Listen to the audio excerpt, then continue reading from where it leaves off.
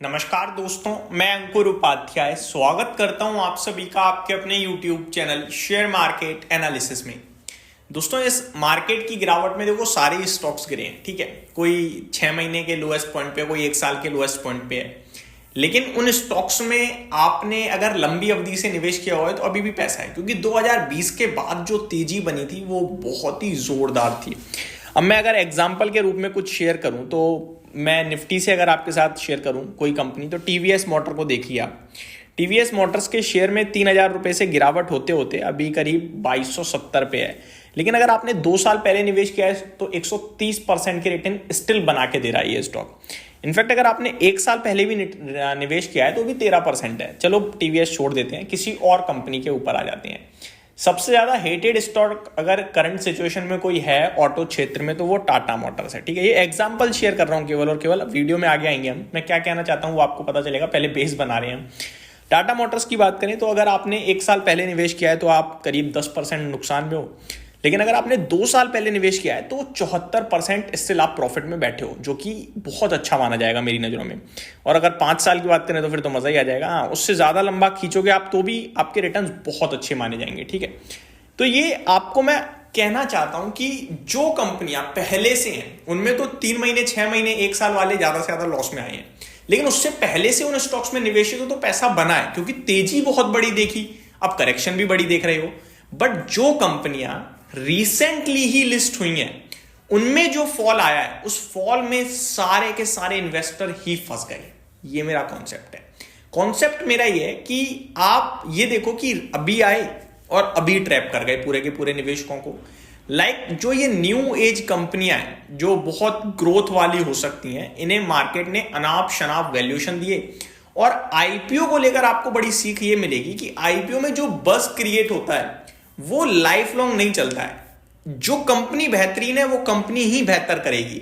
At the end company अपनी earnings पे ही trade करेगी और सही वैल्यूएशन ही बाजार उसको देगा। थोड़े समय के लिए डिमांड सप्लाई की वजह से शेयर ऊपर या नीचे हो सकता है। अब करंट सिचुएशन पता है क्या है?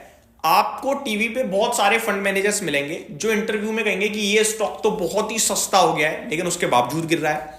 उसको नहीं रोक सकते आप। वो क्यों गिर रहा है? क्योंकि सेलिंग है। डिमांड और सप्लाई ये 2 चीजें मतलब हर जगह ही है, ठीक है। जहां भी डिमांड ज्यादा होगी वहां प्राइस ऊपर हो जाएगा, इसे हम इन्फ्लेशन भी कह सकते हैं। लेकिन शेयर की भाषा में बात करूं तो अगर डिमांड ज्यादा है तो शेयर ऊपर जाएगा, डिमांड कम है, सप्लाई ज्यादा है तो शेयर नीचे जाएगा। लोअर सर्किट कब लगता है? जब सारे सेलर हो जाएं। अपर सर्किट कब लगता है? जब सारे बायर हो जाएं। सारे बायर किसी भी दिन कर दो आप, तो यहां पे अपर सर्किट लग जाएगा जिसमें कंपनी के कोई फाइनेंशियल नहीं बदले। ऐसा क्यों हुआ? क्योंकि डिमांड हो गई, ठीक है। तो शॉर्ट टर्म में जो करंट सिचुएशन है वहां पे डिमांड सप्लाई में सप्लाई ज्यादा है, डिमांड कम है, जिसकी वजह से शेयर गिर रहे हैं। लेकिन एक्चुअली में वो जिस वैल्यू पे आ गए हैं वहां से तेजी है।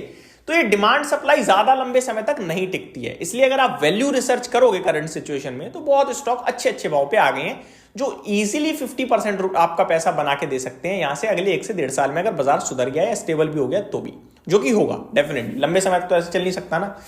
अब अगर मैं नई कंपनियों की बात करूं जो आईपीओ में बड़े बस कर रहे थे, इसमें एक नाम है मोबीक्विक। मैंने खुद कहा था आईपीओ में पैसा लगाइए, मैंने भी लगाया है, लेकिन केवल और केवल लिस्टिंग के लिए। और विशाल मेगा मार्ट में मैंने कहा था कि लिस्टिंग पे आपको रीजनेबल रिटर्न्स मिलेंगे, लेकिन लंबी अवधि में आप इस पे होल्ड कर सकते हो। अब आज की सिचुएशन क्या है? मोबीक्विक का शेयर लिस्ट होने के बाद इतना ज्यादा उठा पटक कर रहा था कि हर एक इन्वेस्टर इसमें इन्वेस्ट करने को पागल हो गया। स्टॉक आईपीओ के बाद भागते भागते ऊपर 690-700 रुपए हो गया और हर बंदा खरीद रहा है। लेकिन उसके बाद क्या हुआ? आज स्टॉक 400 रुपए के नीचे फिसल गया है, 700 वाला। और इसको समय नहीं हुआ दोस्तों, दिसंबर 26 को, यानी 1 महीना भी पूरा नहीं हुआ, 700 वाला 400 के नीचे। एंड मैं ये बात आपको लिख के भी दे सकता हूं इस समय कि जितने लोगों ने भी 700 या 650 पे खरीदा है उनको ये नहीं पता होगा मेरा भाव 650 रुपए कब तक आएगा, नहीं पता होगा। अगर आपके पास कोई और बड़ी टाटा मोटर्स भी आपने 800 रुपए पे लिया है, 850 पे लिया है, 900 पे लिया है, आप कन्विक्शन रखते हो कि भैया ये तो वहां आ ही जाएगा क्योंकि 8 के पीई पे खड़ा है, इतना प्रॉफिट बना रही है, ये वो है, टाटा ग्रुप है, वो कॉन्फिडेंस होगा। लेकिन ये नई कंपनियों में कॉन्फिडेंस भी लूज हो जाता है, राइट। इनके बारे में कोई बात भी नहीं करेगा।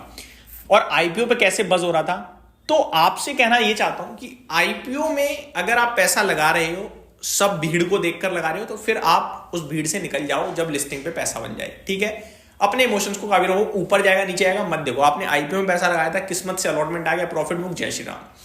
अगर आपने वैल्यूएशन देख के निवेश किया है तो फिर उसको पकड़ के रखो, ठीक है।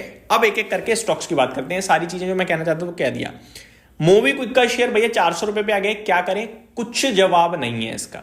शेयर स्टिल 217 के पीई पे दिख रहा है। आई थिंक रिसेंटली कंपनी ने रिजल्ट्स पेश करे थे, मजा नहीं आया था, या फिर अभी मैंने एग्जैक्टली चेक नहीं करा, एक बार मैं चेक कर लेता हूं। मेरे को याद आ रहा है कि मैंने नंबर जैसा कुछ चीज आपके साथ शेयर तो करी थी मोबीक्विक में, जहां मजा नहीं आया था और शेयर कंटिन्यू बेसिस पे गिर रहा है। अगर मैं एक बार कंपनी के नंबर्स वगैरह चेक करने की कोशिश करूं यहाँ पे, तो वो भी हम चेक कर लेते हैं। सितंबर क्वार्टर के नंबर्स देखें तो लॉस कराया कंपनी ने 3.5 क्वार्टर का। दिसंबर का तो अभी नहीं आया, तो दिसंबर क्वार्टर का हम वेट कर लेते हैं, जैसे ही आएगा वो भी आपके साथ शेयर करेंगे, ठीक है जी। यहाँ तो नहीं दिख रहा है अभी। तो मोबीक्विक में अभी मैं यही कहूंगा कि टेक्निकली बहुत बड़ा ब्रेकडाउन हुआ है। कम से कम 480 रुपए के ऊपर जब निकलेगा तो थोड़ी शांति मिलेगी, अभी तो लोअर लो है। दूसरा स्टॉक है दोस्तों स्विगी।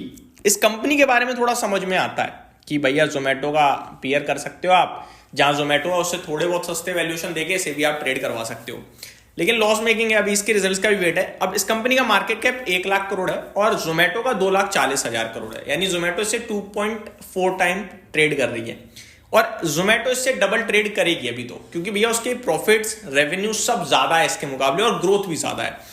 बट इस शेयर की भी क्या बात करें, अब देखो 617 वाला 450 आ गया, बट इसमें कहीं ना कहीं आप नीचे अगर नंबर्स अच्छे आ जाए तो 400 रुपए करीब फिर बाइंग का मौका ये बनेगा, मेरे को लगता है, ठीक है। अभी यहाँ पे करंट सिचुएशन में कुछ ना करें, रिजल्ट का वेट करें, ये कहूंगा।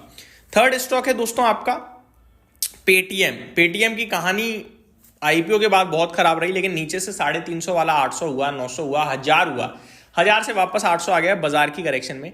टेक्निकली ये खराब नहीं हुआ है, लेकिन अभी इसने क्या करा कि एक टॉप बनाया था 1020 का, वहां से वन साइड फॉल आया लगभग 789 तक, जहां पे मेरा कॉन्फिडेंस मैंने आपसे कहा था है 750 के एसएल से बने रहो। स्टॉक में वापस से तेजी बनी, 900 गया, लेकिन अभी वापस नीचे आ रहा है। तो अब अगर इसने 780 ब्रेक किया तो ये लोअर लो की फॉर्मेशन में आ जाएगा। फिर जब तक प्रीवियस हाई ब्रेक नहीं करेगा हमें अवॉइड करना है इस स्टॉक को। बाकी जिनके पास है अभी 750 के एसएल से बैठे रहें। नेक्स्ट स्टॉक है आपका जोमेटो। जोमेटो की कहानी अच्छी है दोस्तों, क्योंकि कंपनी का मैनेजमेंट जो कर रहा है वो शॉर्ट टर्म के लिए तो प्रॉब्लम है, लेकिन लॉन्ग टर्म के लिए अच्छा होगा। आप सिर्फ ये देखना है कि वो कैसे एग्जीक्यूट करते हैं, क्योंकि उन्होंने जो सोचा है, करने की सोची है, वो तो अच्छा दिख रहा है। इस बीच में शेयर का प्राइस जरूर गिर सकता है, बट बड़े इन्वेस्टर्स का फेवरेट बना हुआ है तो ज्यादा नहीं गिरेगा। अगर ये स्टॉक टूट कर अगर आ जाए 180 के आसपास तो फिर वहां पे निवेश एडिशनल करना चाहिए आपको, ऐसा मेरा मानना है। तो ये कुछ स्टॉक्स थे जिनके बारे में मैंने आप सभी के साथ डिस्कस किया। और ओला इलेक्ट्रिक एक और स्टॉक है, इसके बारे में हम बात करना चाहते थे। इसमें तो मैं शुरू से ही कह रहा हूँ कि अवॉइड। जब 100 रुपए था, 110 था, तो लोगों ने सुनी नहीं, कह रहे थे भाई ये हो जाएगा वो हो जाएगा। अब ये ना तो ईवी में सबसे बड़ा प्लेयर है, देख लो आप, टीवीएस बन चुका है, दूसरे नंबर पे बजाज ऑटो है, तीसरे पे ओला इलेक्ट्रिक है। जो कस्टमर्स हैं उनका पॉजिटिव रिव्यू अभी तक तो है नहीं, बट कंपनी खड़ी है, बड़े लेवल पे मैन्युफैक्चर कर रही है, ये अच्छी बात है। 30,000 करोड़ का मार्केट कैप हो चुका है। नंबर्स में अगर खराबी आई तो और गिरेगा, सस्ता हो जाएगा तो देख लेंगे। ये मेरी तरफ से आपके लिए अपडेट है। Thank you so much for watching this video. Have a great day guys.